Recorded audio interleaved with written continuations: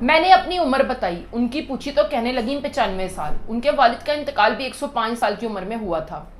میں نے ذرا ہچکچاتے ہوئے ان سے ان کی اچھی صحت کا راز پوچھا تو کہنے لگیں کہ بس کبھی بیمار نہ پڑو۔ میں نے کہا کہ یہ تو ہمارے بس میں نہیں، تو ہنستے ہوئے کہنے لگیں کہ بس میں ہے۔ میں نے کہا کہ آپ مجھے بتائیے، میں ضرور عمل کروں گی۔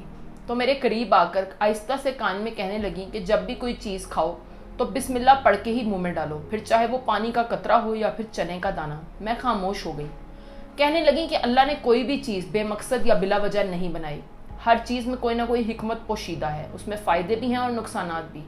جب ہم بسم اللہ پڑھ کے کوئی چیز منہ میں ڈالتے ہیں تو اللہ تعالیٰ اس کے اندر سے نقصانات نکال دیتا ہے۔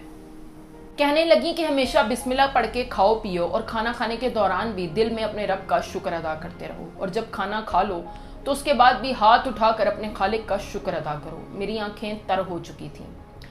میں سلام کر کے اٹھنے لگی تو کہنے لگیں کہ کھانے کے حوالے سے ایک آخری بات بھی سنتی جاؤ۔ میں جی کہہ کر دوبارہ بیٹھ گئی تو کہنے لگیں کہ جب بھی کسی کے ساتھ کھانا کھا رہی ہو تو کبھی بھی پہل مت کرنا، پہلے اس شخص کی پلیٹ میں ڈالنا، جب وہ پہلا لقمہ منہ میں ڈال لے تو اس کے بعد ہی کھانا شروع کرنا۔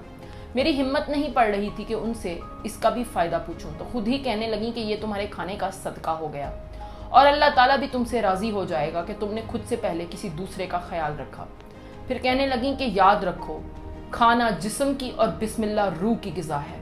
اب خود بتاؤ کہ ایسے کھانے سے تم بیمار پڑ سکتی ہو کیا؟